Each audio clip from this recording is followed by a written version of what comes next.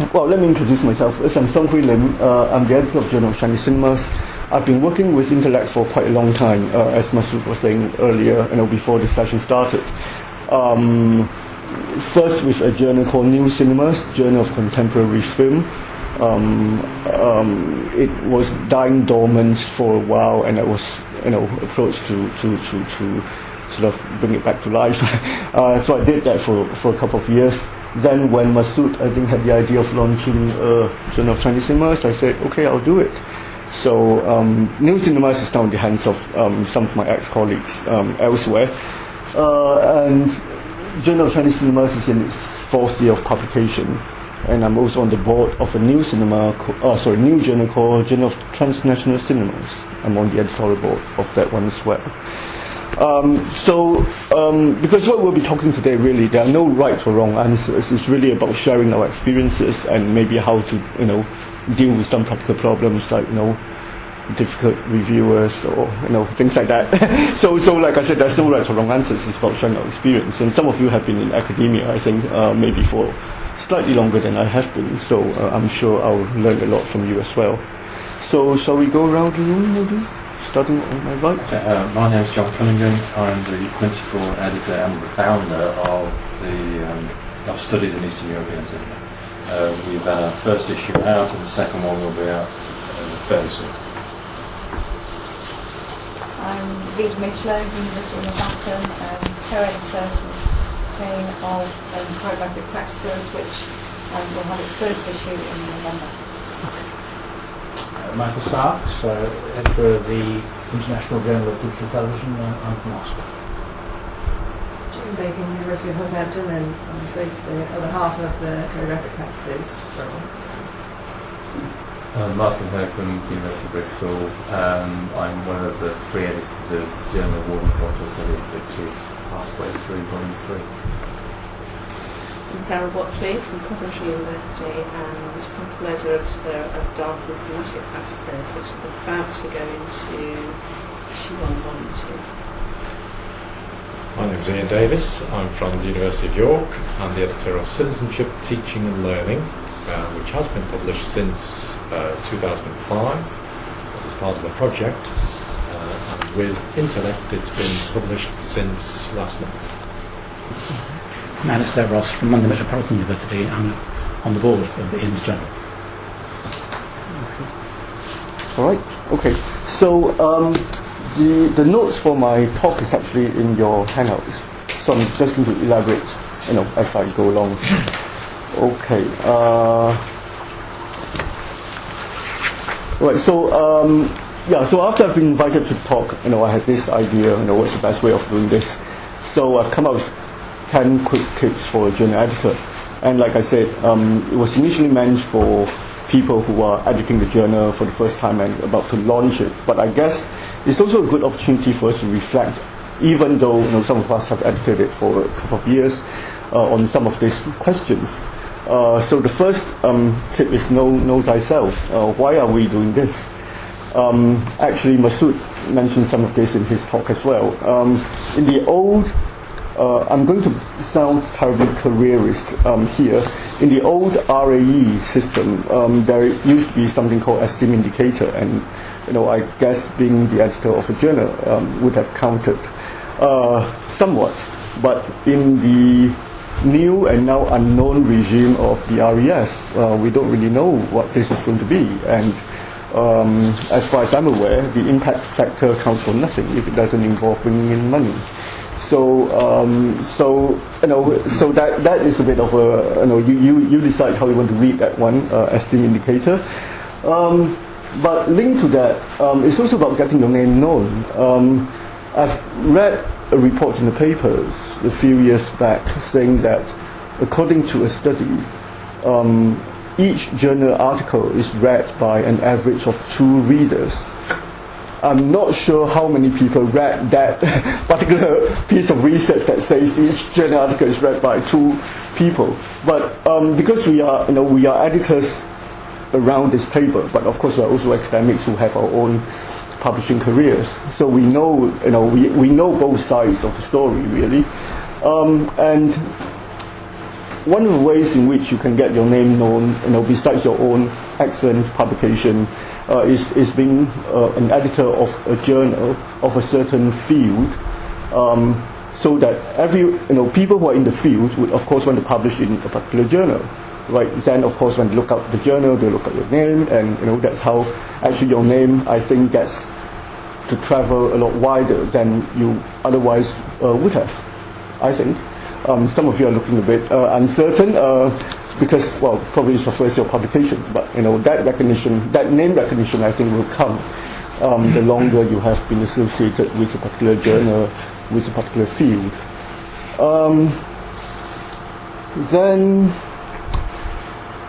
And the third point is a more idealistic one, which is about making a mark in or contributing to the field, right? Because I think we all enter academia with different reasons, but I think one of which must be that we enjoy what we do, we want to share our experiences, whether it's practice or theory, and we want to make a mark in the field. And there are many ways of doing this, right? Through your own writing, through your own publication, through your own artistic practice. But you can also do that by,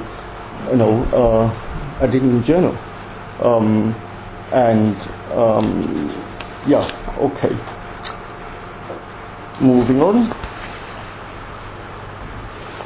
Okay, the second one is actually, I think, a very interesting one that I hope will generate more discussion later, which is to know your field and your discipline. And before I actually talk about those points, I would actually just like to, because as I was looking through the list of participants, I was curious to see how do you define yourself and your journal in relation to a particular academic field.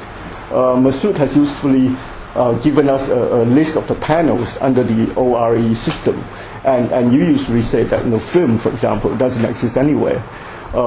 In the RAE scheme, film could have become a sub-panel under the performing arts panel, but it's a sub-panel under that. And from my own experience, I was in an East Asian Studies department at Leeds before moving to the Film Studies department in Exeter, which was part of modern languages. But because of restructuring, I'm actually going to be in the English department, believe it or not, come August. So you're right. Film is one of those things that in certain universities, in Bristol, for example, it exists as a distinct department, and yet there are film scholars located in other departments like modern languages typically, and also in English. So it's one of those very tricky things. So I'm just wondering, where do you see your journal in relation to a particular field? Especially some of the journals actually sound very interdisciplinary. I don't really know where you position yourself. Shall we go around this way this time? Where do you think your citizenship, teaching and learning, what discipline would that be, or field? Well, principally education. Okay. But education is, there are always debates about it, whether it's a discipline or an area of study. Mm-hmm. So, psychologists get involved, philosophers, sociologists, historians of education. Mm-hmm. But principally it's education. Okay, that's interesting. Well, dance principally and dance studies, but already we're getting contributions from those who are working in related areas, whether it's more sports science or health or performance studies more generally. Okay. So it's a place where dance is the key focus, and people are coming from outside to meet dance. Okay, interesting. I think, looking at the articles we published, I think a lot of them will come under history. You'll also get a large number coming under modern languages or English, some under cultural studies, increasing number coming under cultural studies. Yeah, this yours is the one that intrigued me the most, because it's Journal of War and Culture Studies. So what departments are you in yourself? Well, the three editors are actually all in two modern languages and one in cultural and media studies. So, so not actually a historian, or not in the history department. The thing is with modern languages is that we do a little bit of everything. Yeah, exactly. So alongside film, you also have historians and you have literary and linguistic specialists. So it's a sort of, we come from an interdisciplinary background. Yes. Okay. Interesting. choreographic practices, so dance primarily, but people who are interested in dance but from related fields, primarily performance studies, performing arts, theatre, drama, music. Media and communication, but there's an overlap with government, there's an overlap with law in the sense of media law. Yeah. And there's also a bit of a wider net that brings in regulators and civil servants and media researchers and so on, who are not necessarily part of the university ministry as well. Because you mentioned earlier that you're actually in the law department, isn't Well, I belong to something called the Program in Comparative Media Law and Policy, yes, which is related to the law faculty. Okay. And one of our board members is the media law guy in Australia. So there are two of us, but I'm not a lawyer. Okay. Yeah, because that's another interesting area in relation to film studies. Because I keep telling my students, film studies doesn't really do audience research. It's more media and communications kind of field, and there's a real split between humanities and social science approaches within film studies, for example. And it's one of those discipline or subject area that whose border is very, very permeable. So. Kind of enough. Okay, thank you.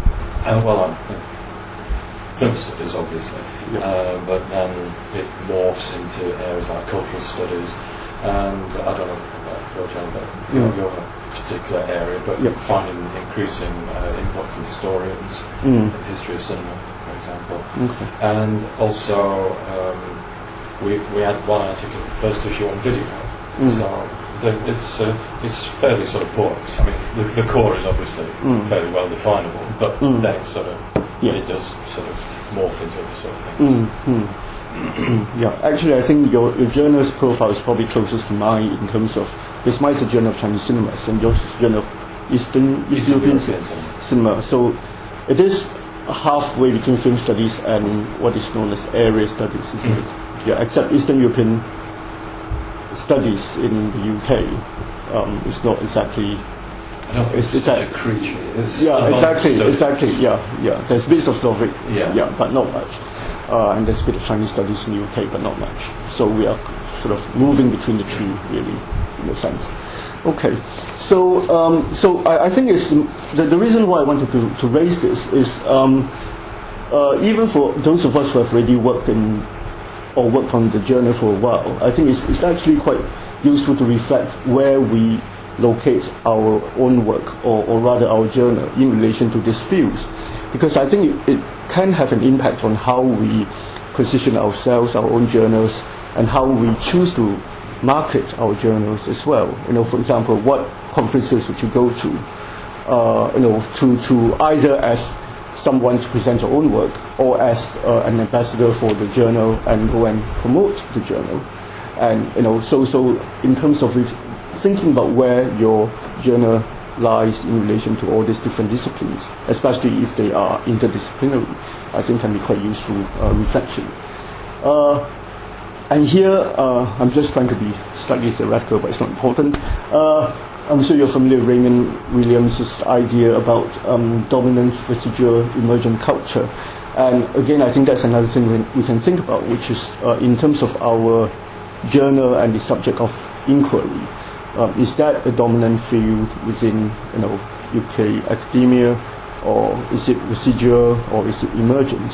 I would actually imagine most of us work in fairly emergent fields, and I would actually say this, not because Masood is in the room, that I do credit intellect for spotting new trends and like the byline that you're saying, you are a publisher of new kinds of original thinking, right? Because all research are meant to be original, but you are actually promoting emergent research through your journals. Because as we all know, within our own disciplines, there are many very established knowledge and knowledge formation practices and publications that can sometimes be quite stuffy and reject certain kinds of work. And having a journal where you can actually publish and encourage those kinds of work is actually very important. Which brings me to the next point about, as I'm sure you know, Pierre Bourdieu's idea of culture and habitus, right? Because each field or discipline has its own idiosyncratic ways of thinking, of inclusion and exclusion. So I think understanding those kinds of dynamics can be quite important, like I said, in terms of how we position ourselves. And the other thing that I think is useful to know is, like I said, following on from habitus, is to understand the structure, organization, and power within a certain field. For example, some journals are actually associated with a learned society, right? As Masood was saying, your journal actually came out of a learned society. But some journals, like Studies in French Cinema, is linked to a society for the study of French cinemas. And Studies of European Cinema is also associated with a European cinema group working. So what they do, for example, as far as I'm aware, in terms of studies in European cinema, they publish three issues a year, but one issue each year will be devoted to selected papers from their annual conference. So that, basically they don't have to worry about one issue out of three each year and just focus on working on the other two. So again, I'm not sure where your journal is in terms of relating to existing or non-existing, in our case, organizations, whether there's a British Association for dance or war or whatever studies, and whether it'll be useful to make those kinds of links if there is one to be established. And finally, the size, location, and people of the field. And this has practical implications, as I will come to in a minute. So what do you reckon is the size of people working perhaps internationally, but mainly in the English language, on the field that you're working on? And where are they mainly located? And who are they? Right, because they will be your they will be your potential subscribers, contributors, reviewers. So if you don't have a sense of what the size is, then it's actually quite difficult to know how to expand or develop your journal. And those kinds of questions, again, they can pose different sets of challenges. Just to use my journal as an example, there are only about 7 or 8 fairly established Chinese studies departments in the UK, and there are very few film scholars in there. Most film studies departments or programs in the UK are located either in English, media, or modern languages that are mainly Anglo-European centric and have very few Chinese film scholars in there. Right. In fact, if you want me to name scholars who work on Chinese cinema in the UK, I could do it with about one hand and a little bit more. And most of them are actually based in the US. And most of them are actually also based in East Asian Studies, Chinese Studies department. So that's the field that I am quite familiar with because I go to conferences there quite a lot. I have my contacts and network over there. But they are the main target for my journal. So I need to know where they are, and I need to maintain that contact. So I suspect some of this location size question, people question, are more dispersed. Some are more concentrated, but I'm just using my example for you to think about.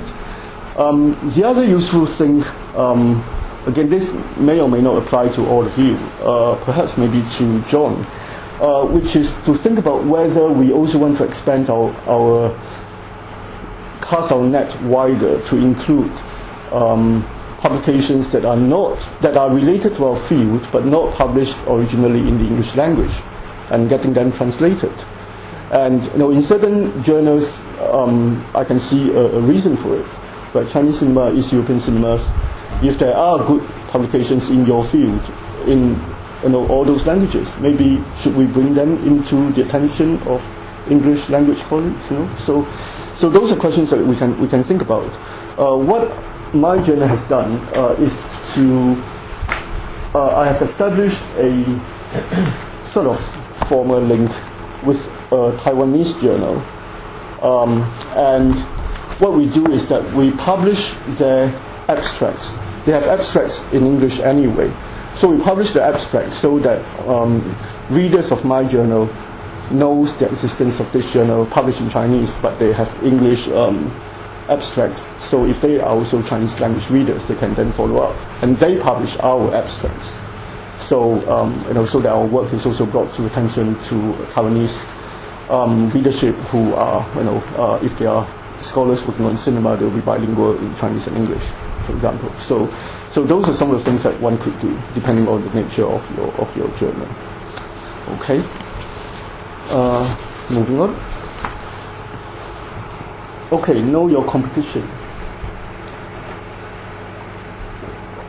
So what are the other journals out there that also publish the kind of work that your journal is focusing on? How is your journal different from the others? Who are likely to contribute and subscribe to your journal? And how is it likely to be perceived or received or positioned?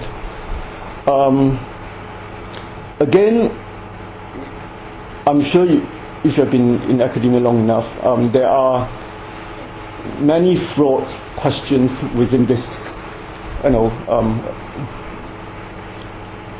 area as well, because for example, for many of my American colleagues, or even in I think less so in the UK, they have a ranking of journals, don't they, in North American universities and some other East Asian universities. Some universities themselves, within each department, they have to come up with their own list of journals that they publish in, and then someone high up will rank them. So if you publish in a certain journal, you get X amount of points, and what is perceived as a lesser known journal, you get a lower point. However arbitrary and problematic that system is, right? Even for the RAE, they claim that it's not where you publish, but what you publish. But I think we know better to just take those words at face value. And Intellect being, a mainly UK-based journal and mainly, promoting new kinds of research. How do we fight that corner in relation to other more established kinds of journals? It's another interesting question that we can think about. Okay.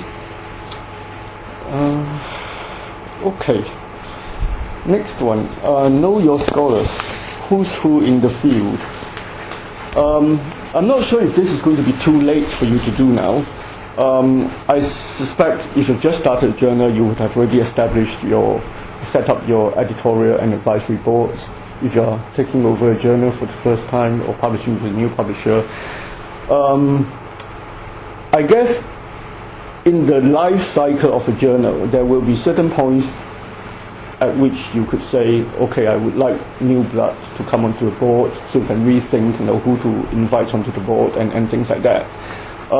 My own experience when I set up the journal was firstly to make sure that I get all the big names on board, to grant it a certain kind of credibility, really. The who's who in the field, I invite them to be on board. What I also did, which I found really useful, was after they've accepted the invitation, I actually sent them. I actually devised a questionnaire and sent it to them, with specific questions. What do you think this journal should do? What kinds of research should it promote? What do you think we should publish? And how do you think we could? So I actually gave them a set of questions, and based on those questions and the feedback, I was able to think about, for example, certain special issues that I might want to commission, and if it comes from a certain board member, I ask, would you like to guest edit this issue?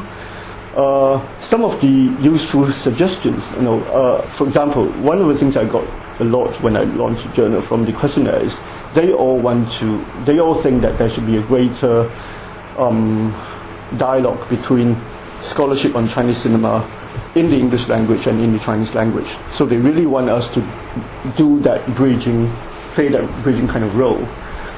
So we try to do that, but of course that's only something extra of the journal, but it's something that you can think of doing. So I think getting ideas from more people always helps. So that's one of the things I've done when I set up my journal. Okay, getting the word out about your journal. There are of course many means of doing this now, especially with the internet, and there are e-lists of certain networks or societies that would be able to help you promote your journal in that way. Okay. All right. Number 5.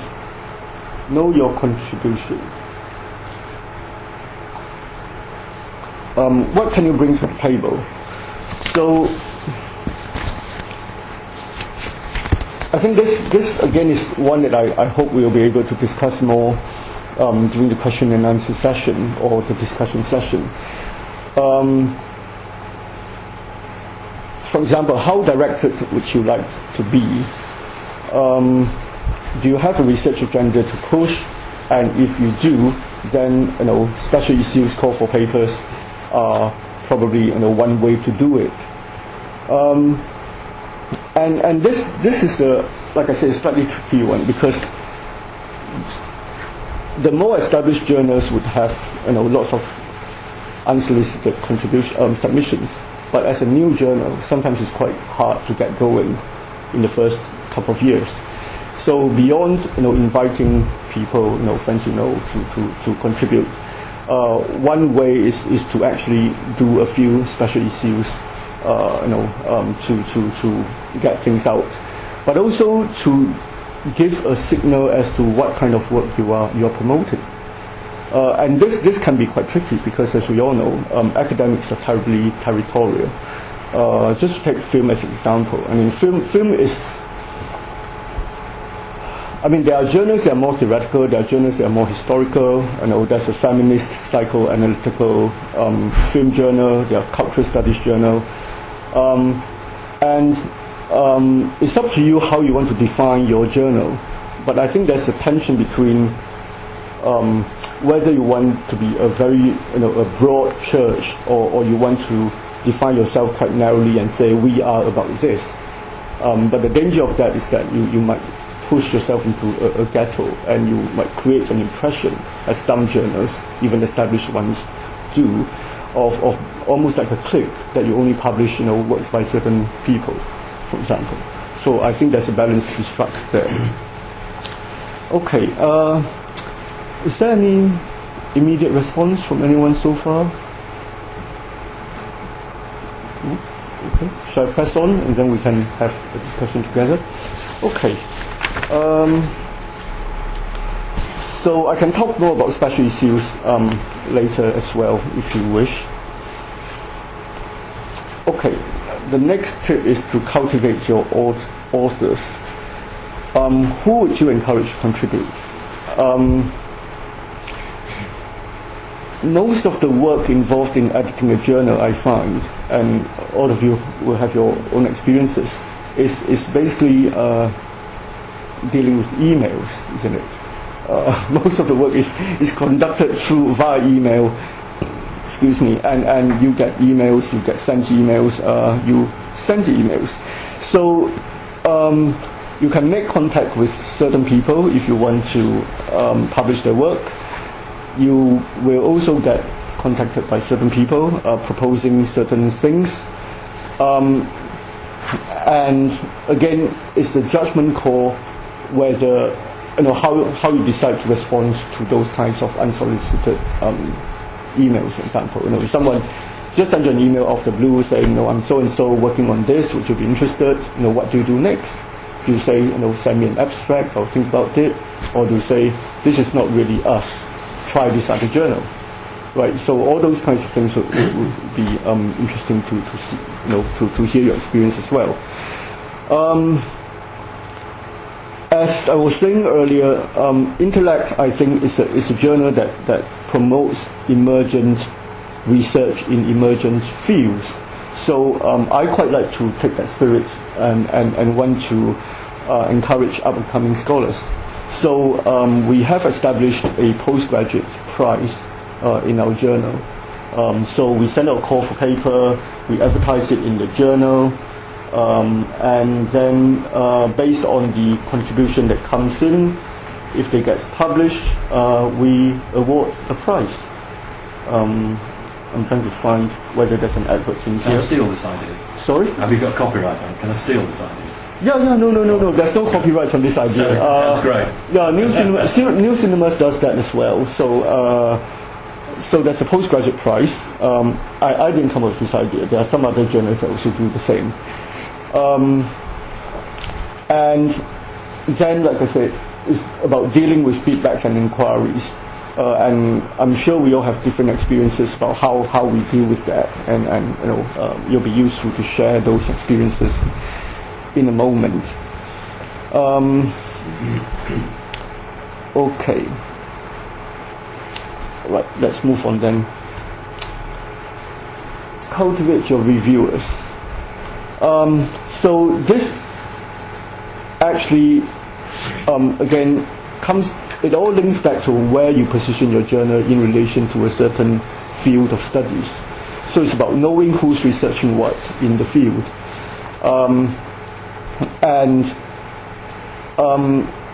It's quite difficult because we can't know everything, right? And like the example you raised, you are mainly dance, but if you get someone sending you something in sports science and all that, who do you get to review those things? It's actually quite difficult. So Googling is always one way, keywords, or even from who they cite, from the bibliography, right? You get a sense of who's working on in what, and you can approach those people. They may or may not respond, but it's about expanding your horizon as well. But I do think one of the main things that we have to do as editors is to be a kind of gatekeeper in many ways, and one of them is about sending out reviews. When the reviews come in, or when someone sends in an article, what I usually do is, if I respond quite quickly before actually taking a look at the article, I'll say we'll make a decision as to whether or not to send out for review. Because sometimes the articles, we can make the judgment call. The article is not even worth sending out for review and wasting your colleagues' time. If it's, we can reject it in the first instance, right, and say maybe you need to work more on this or that, or maybe it's not quite the right thing for our journal, right? So we can be a gatekeeper, so that really, because we get to ask to review articles for other journals as well. We know how much time they take, so there's really no need to waste anybody's time if you don't think a submission is worth sending out for review. The other thing is about expanding the pool. You can of course also turn your contributors into reviewers, so people who have published with you, right? You can then ask them to review the articles as well. I've been asked to address a question which is about how do we deal with conflicting reviews, and I'm sure you have different ways of dealing with that, right? So typically we send a piece to two different reviewers. So if they have different recommendations, right? One say to publish, the other one say to resubmit. What do we do? Of course, given the luxury of time, you can always send it to a third reviewer, or you can make an executive decision and say yes or no, right? Okay. So I think this is one thing that is something, again, is about establishing long-term links, and I do think it has its benefits, because you would begin to get in touch with people that you otherwise would not have, and then in turn sometimes you get invited to certain things, because of your work for the journal. Okay. All right. This is really not my job in the stricter sense of the word, but cultivating your market.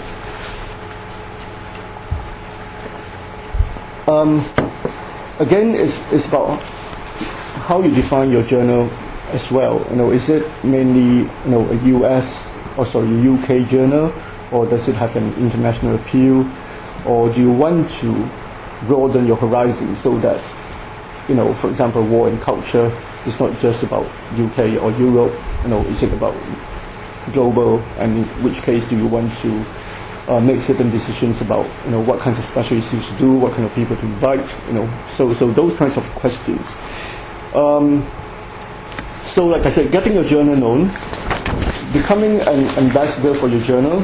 So when you go to conferences, ask for flyers or postcards that Intellect designs very well.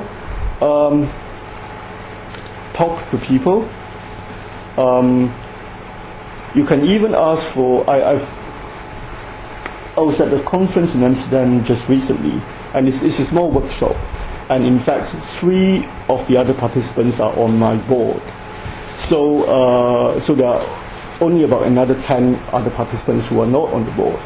So I've asked the journal, Sarah, to send, she's not here, to send copies of the journals to the conference venue to be included in the conference pack, because that's a really good way of promoting your journal as well, right, for the participants to take home, and then maybe they'll subscribe.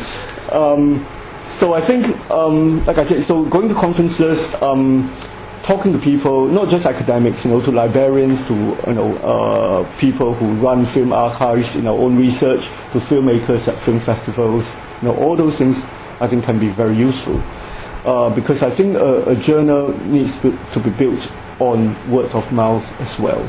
So getting the word out is quite important. Okay. Next. Know your publisher. This is really the afternoon session, isn't it? For people in Intellect to tell us how to do certain things. But I do think that I take a lot of comfort in knowing that Intellect has really grown in the past 5 years, especially, given my quite long established relationship with Intellect. So when I read Sight and Sound, I'll find a full page advertisement put in by Intellect to promote their journals. Right? Mine may not be included in every issue, but I take comfort in knowing that is there, and that Intellect is promoting its journals properly, and people will find my journal through there. And you also do other things, like I was in the cinema just the other day and picked up a copy of, is it The Big Picture, Big Screen? The Big Picture, yeah. Again, it's a really good free journal, and gets the word out. So I do think that the publisher is doing a good job promoting its journals. So our job really, I can elaborate on some of the actual nitty-gritty of how to deal with things, but you deal with that anyway. But again, I think my message here mainly is about, again, our roles as gatekeeper. Because if a contributor sends us the final version of the article and it's not properly styled in the house style, there's no point us forwarding that to the Intellect copy editor, because then there's a lot of work to be done. So what I do is I make sure that I will send them back to the contributors. But you do it properly first. Until you have followed the house style, I'm not going to send it forward, because the copy editor will come back with the same questions. You have to do it sooner or later. So I rather you do it sooner, so I don't create more job for the editors here. So things like that. You have to be quite meticulous, with those kinds of things, I suppose. So that's but there are also ways of streamlining the process that we can talk more in the afternoon. Okay. And finally, I think we should enjoy editing our journal. I know it's a lot of work, but I feel that it will only be worth doing because there's not a lot of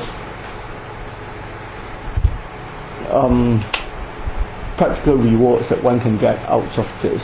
I mean, you do get your royalties. Like I said, you do get your name known, but institutionally it counts for very little. In the current research assessment regime, it counts for very little. So why do it if you don't enjoy it?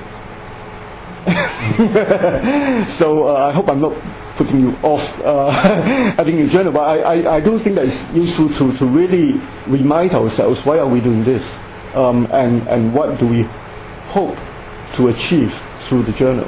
Because like I said, one comes into academia with a lot of aims, I want to write this book, I want to do that.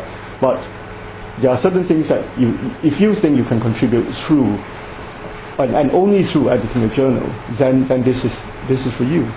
Because I strongly believe that some of the research that is published in my journal would not get published anywhere else, would not get published if this journal didn't exist. And I do think that those are important things to be published, in terms of how it challenges the norms of certain disciplines, how it promotes new kinds of work. So you have to have certain quite idealistic beliefs, I think, to carry on for a long time. And yet, I think we have to be aware that it takes a lot of time to establish a journal. Right, we're not going to become Screen overnight. It's got 50 years of history. There's no way we can compete with Screen, for example. But it's about the future really. So there's questions about workload and stress, which I'm sure you'll be happy to talk about and share in a moment. Perks and benefits. Like I said, after a few years, if it's your first year, be patient. But after a few years, as your journal becomes more established, you are associated with a journal of a certain field. So when people in this field want to do something else, they would think of you. So you will be invited to other projects. So that is the add-on effect, benefit, I would say, of editing a journal. So you'll be invited to conferences and workshops and projects that you otherwise would not have if you're just doing your own research without editing a journal. Okay, whether you see those as benefits, of course, it's up to you. But I see that as benefits anyway, and making a difference. So really, so those are the 10 quick tips that I've come up with for a journal editor. If I were to sum up with one word, what is the most important feature or trait in journal editing? It's really about communication, because I think 90% of our work is communication to authors, reviewers, people submitting the articles, inquiries and all that, and how we deal with that communication, both in terms of time, because we all know that emails takes up or can take up a lot of time, but also in terms of how we deal with different people and how we are sensitive in our replies, for example. What I would say is that I think tact is very important, right? Because we often or sometimes have to deal with some rather big egos, whose feathers can be ruffled the wrong way. You develop a certain thick skin along the way. I have received very stroppy emails from people who are fairly junior, postgraduates, whose articles has been rejected and say, you don't get my point,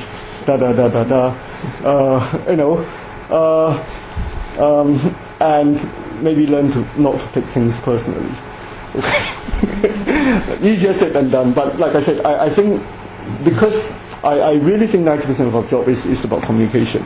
So dealing with that aspect of our job is probably the most important one. Okay, that's it.